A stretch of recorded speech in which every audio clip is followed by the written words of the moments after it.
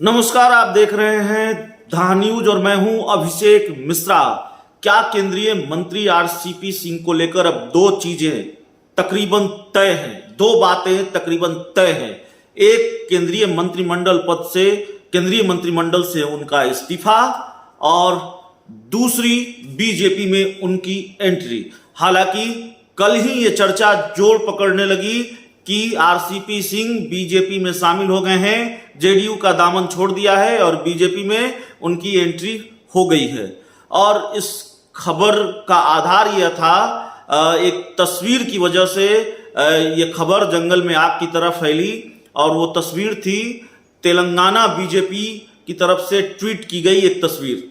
Telangana BJP ने एक तस्वीर को ट्वीट किया जिसमें लिखा कि केंद्रीय मंत्री आरसीपी सिंह का राष्ट्रीय कार्यकारिणी की बैठक में शामिल होने पर भव्य स्वागत, इस तरह का ट्वीट था। बाद में तेलंगाना बीजेपी ने उसको डिलीट कर दिया। जब यह खबर लगातार चलने लगी कि बीजेपी में शामिल हो गए हैं आरसीपी सिंह, हमने भी आरसीपी सिंह के कई करीबी लोगों से बातचीत की और उन्होंने इस खबर को खारिज किया और उन्होंने कहा कि सरकारी काम से वो गए थे हैदराबाद और वहां पर उनको बीजेपी के कार्यकर्ताओं ने स्वागत किया। खबर यह भी आ रही है कि वो बीजेपी की जो हैदराबाद में राष्ट्रीय कार्य समिति की बैठक थी उसमें शामिल हुए हैं। सवाल यह है कि अगर आरसीपी सिंह के बीजेपी में शामिल होने की खबर गलत है तो फिर आरसीपी सिंह अगर हुए हैं तो शामिल, आरसीपी सिंह केंद्रीय राष्ट्रीय कार्य समिति की बैठक में, बीजेपी की राष्ट्रीय कार्य समिति की बैठक में क्यों शामिल हुए? अगर आरसीपी सिंह ने इस बैठक में हिस्सा लिया है तो क्यों लिया है? इस बैठक से आरसीपी सिंह का क्या लेना देना है? शामिल हुए हैं, नहीं हुए हैं, इसको लेकर चीजें अभी क्लियर नहीं है। लेकिन जिस तरीके से उनका स्वागत किया, बीजेपी कार्यकर्ताओं ने स्वागत किया, सियासत में हर तस्वीर के मायने होते हैं और जो परिस्थितियां हैं बिहार की राजनीति में, आरसीपी सिंह को लेकर जो कयास लगाए जा रहे हैं, उन कयासों के बीच ऐसी तस्वीरों का सामने आना बहुत कुछ कहता है। यह खबर जरूर खारिज हो गई है, पूरी तरह से नहीं, लेकिन खबर खारिज हो गई कि आरसीपी सिंह अभी बीजेपी में शामिल नहीं हुए हैं। लेकिन जेडीयू कोटे के से मंत्री हैं आरसीपी सिंह केंद्र सरकार में, अभी वर्तमान में तो जेडीयू के नेता हैं ही, फिर वो बीजेपी की कार्य समिति में क्यों शामिल होंगे? जाहिर तौर पर यह सवाल बड़ा है। और आरसीपी सिंह को लेकर दो महत्वपूर्ण सवाल कि क्या वो केंद्रीय मंत्रिमंडल से इस्तीफा देने जा रहे हैं, क्या वो बीजेपी ज्वाइन करने जा रहे हैं। ये दोनों सवाल इसलिए भी है क्योंकि आरसीपी सिंह के पास विकल्प बहुत सीमित हैं।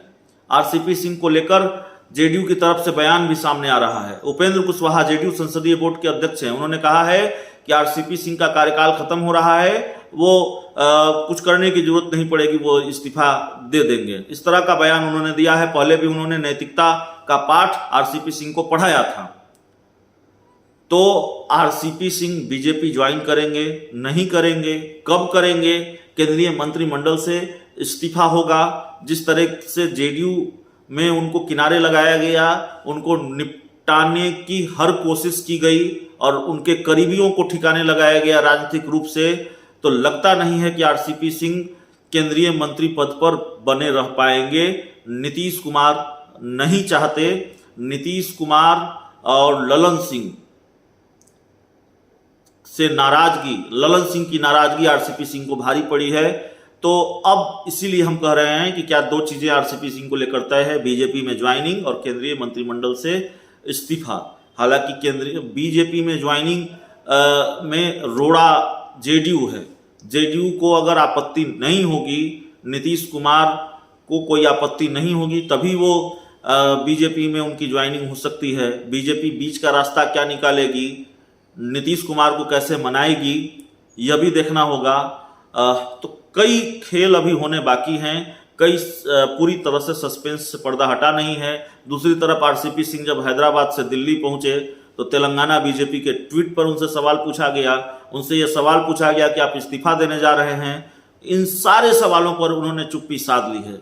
तो क्या ये चुप्पी तूफान के पहले की खामोशी है? कोई तूफान आने वाला है?